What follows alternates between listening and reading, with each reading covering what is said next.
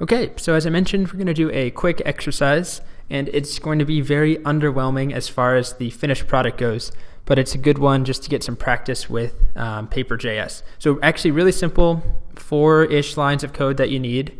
All that I want is a grid of circles, and the exact measurements don't matter. What I have here is a circle starting at 0, 0, and every 100 pixels, I'm drawing another circle. I think the radius is 10 all the way until 1000. So this is 1000, 1000 right here. So it doesn't really matter. Just get 100-ish circles on the screen, obviously without doing it manually one at a time. That's the point. So how can you do that? That's up to you. You'll need to figure out how to generate those coordinates, X and Y coordinates that are increasing. And feel free just to make them all purple or all any color. It's not really the point. Or make them another shape. So try doing a square or a rectangle.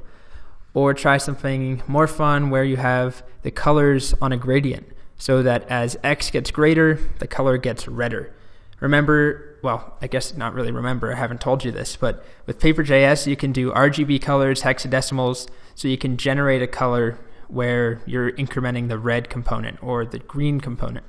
But at the very minimum, I'm just looking for a grid of circles, at least 100.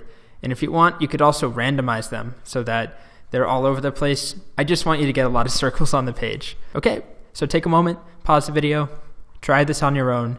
I recommend that you get lost in the docs for a bit, try some things out, look at the examples, and then come back and we'll go over a solution.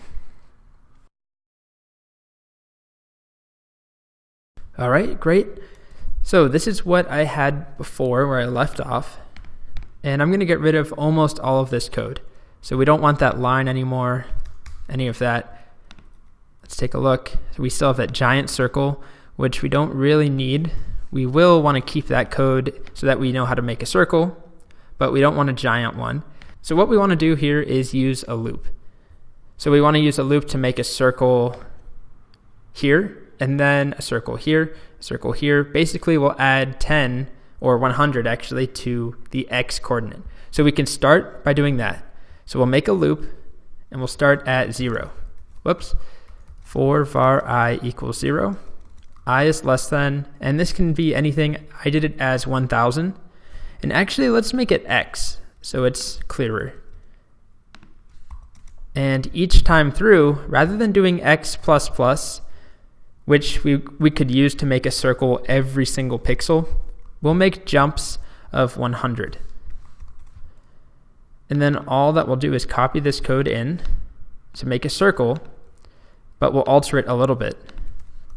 If we left it at this, it would make us 10 circles at the exact same point, the same radius. So not what we want. Let's do X, comma, and Y will be fixed as 0. So that should make us a line of circles, all with Y coordinate of 0, and radius will make 10.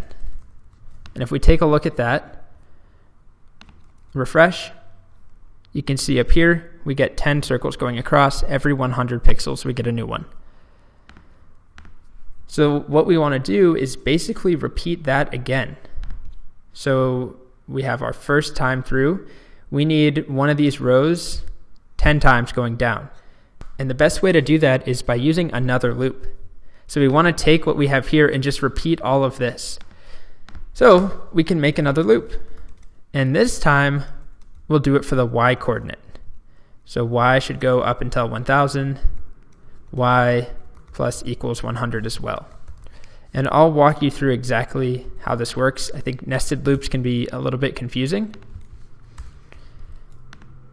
If we just change 0 to be Y now, that's actually all we need to do. So let's refresh. You see we get that grid. So not the most exciting thing, but we've very quickly added a bunch of circles.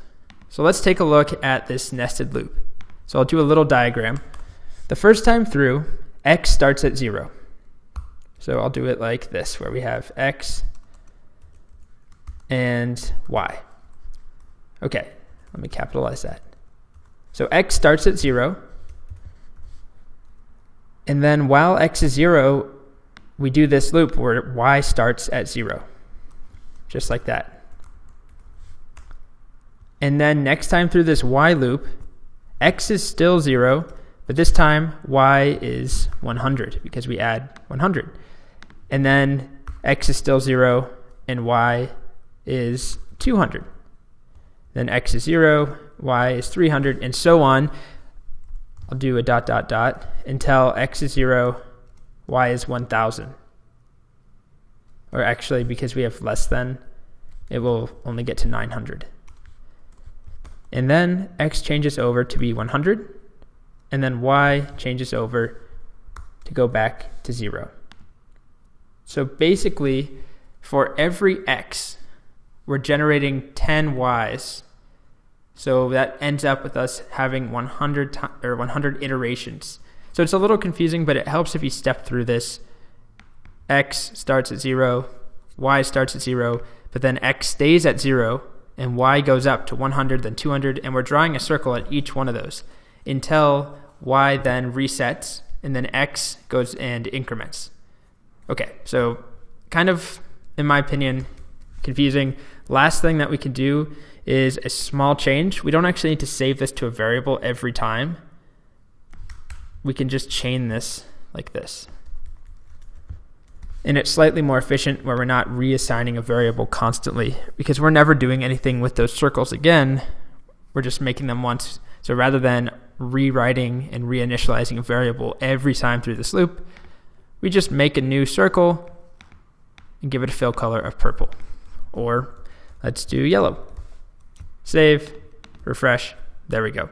Okay, so this was a little bit of a diversion here, but still pretty important. Again, the motivation behind you doing that, hopefully you did it, but the motivation was for you to just get practice combining JavaScript skills, loops, with Paper.js, and seeing that all you have to do is call a short line of code, and it will run a bunch of code behind the scenes to actually make you that circle. Okay, in the next video, we'll actually get on with the show and start really working on our Patatab clone.